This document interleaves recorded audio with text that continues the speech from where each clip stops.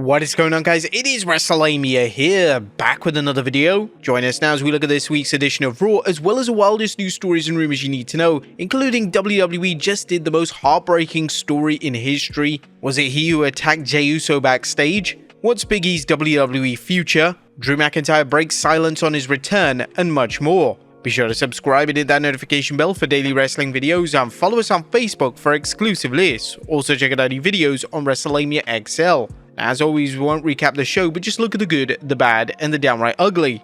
As always, we start off with the good as number 1, rest in peace, The New Day. And The New Day's power of positivity vanished as Kofi Kingston and Xavier Woods ripped the fans' heart out by turning on their partner Big E. Big E's long-awaited return saw him encourage Xavier and Kofi to put aside their differences and focus on what actually made them successful. But Woods and Kingston did put aside their differences, but not in the way that fans ever expected. While no physicality was involved, it was almost as bad as Kingston and Woods berating Big E for failing to return from his neck injury, reminding him of how they returned from various injuries. This sad segment showed just how to use a group's history and beloved status to turn everything on its head, leading to some great stories and possibly the most heartbreaking story in WWE history. I mean, just look at Big E's face. Number 2, McIntyre is back. Drew McIntyre's surprise return played out perfectly as he capitalized on the chaos caused by Seth Rollins to make a statement by laying out Sami Zayn after Sami lost to Seth Rollins.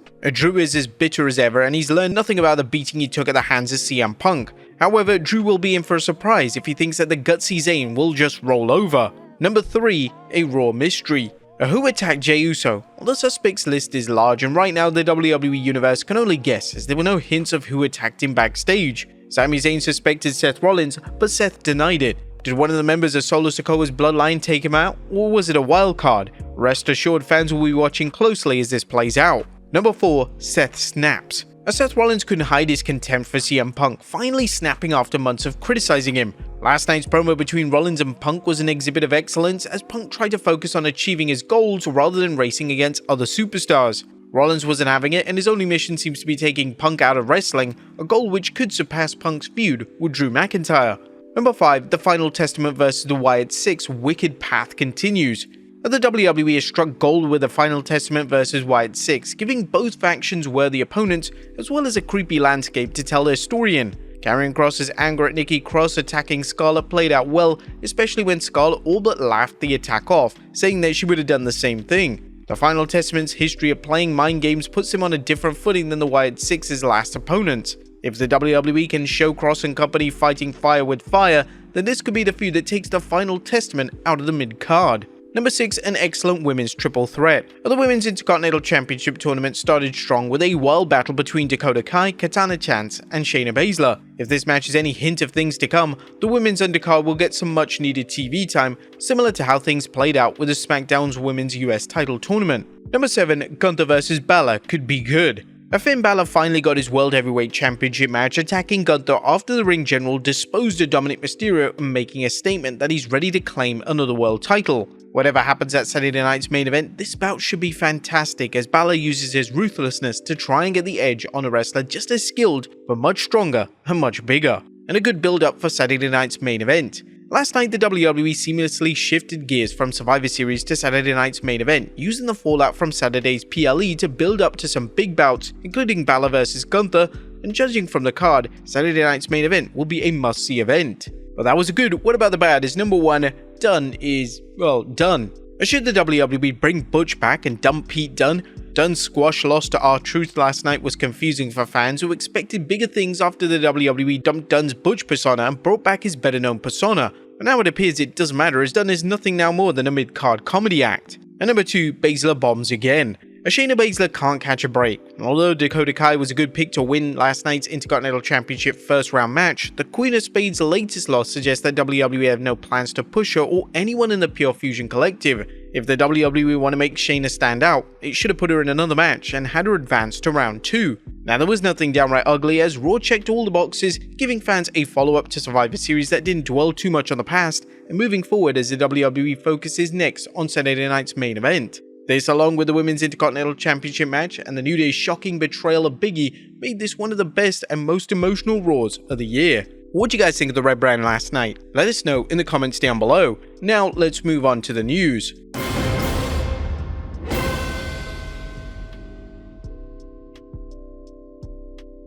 Now first story looks at the New Day disaster. As top of today's news, there's several reports on the fallout from last night's disastrous New Day anniversary celebration. The first is that Kingston and Woods abandoned Big E out of the New Day. And the New Day's Kofi Kingston and Xavier Woods patched up their differences last night by taking their anger and frustration out on teammate Big E, who's been trying to return to the ring after his 2022 neck injury. This turn was highly unexpected. The idea of Kofi and Xavier turning heel and blaming Big E's inability to return from injury for their recent failures was nothing short of sensational. But is Big E ready to manage? Big E's return didn't go well, but it did open the door for a reconciliation and Big E's return to television. Before getting kicked out of the New Day, Big E told Kofi and Xavier Woods he was ready to manage them, at least until he's cleared to compete. Kingston and Woods did like the idea, but this could lead to some exciting storylines, including all three men making up and Big E guiding his friends, or even Big E guiding a different team against his former teammates. Who knows, it also may be leading to Big E being cleared and the group reuniting. Or who knows, even feuding with one another. But what is Big E's future in WWE? Well, what's next for Big E now that Xavier Woods and Kofi Kingston have kicked him out of the New Day? While it remains to be seen how things will play out on television, including whether Big E can ever compete again, Fightful Select is reporting on Big E's contract situation. The Patreon site notes that Big E and the rest of the New Day signed 5-year deals in 2019, believed to expire at the end of 2024. Although Big E has been out of action since his 2022 neck injury, Fightful reports that its sources report no injury time has been added to his contract. Fightful added that it's unknown if anyone in the New Day has signed a contract extension or new deals. While the WWE could add time to Big E's contract, WWE executives likely believe that Big E wouldn't jump to another promotion. They also know that the optics of tacking time to Big E's contract would be terrible. However, whilst Big E walked away from the confrontation after having his heart broken, his real-life girlfriend Mia Yim's sister did not. When Xavier Woods took to Twitter to tweet, "Looks like I dodged a bullet of not having to pretend to enjoy a bland-ass meal," to which she replied, "The meal would have been as bland as your singles run to accommodate your underdeveloped taste buds." Damn, whilst Big E was choosing the power of positivity, his girlfriend certainly chose violence instead. Next up, Drew McIntyre breaks silence on his return. Drew McIntyre made a statement on Raw when he returned to television and flattened Sami Zayn with a Claymore kick.